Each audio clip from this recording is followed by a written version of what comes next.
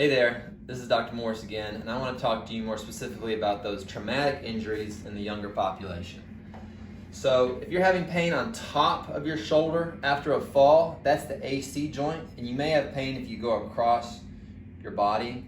You're having AC joint pain, and that needs to just have some rest. That's usually better in about 3 to 4 weeks.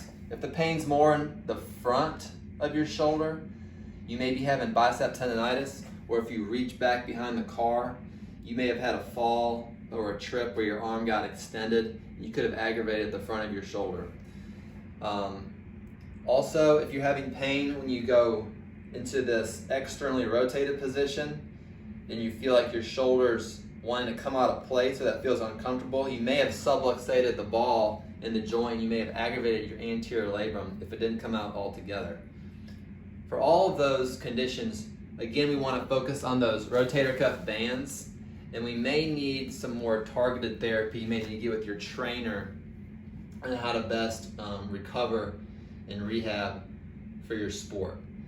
If you're a little older and you had a fall and you're having any weakness, that's really when you need to come in and see us.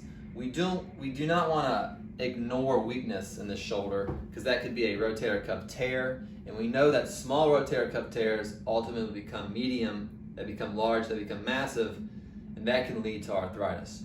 So if you had a fall or a traumatic injury, that's when you usually want to see us and not stay home and work on the bands, because time is important and we don't want to lose time. We don't want that tear to get bigger.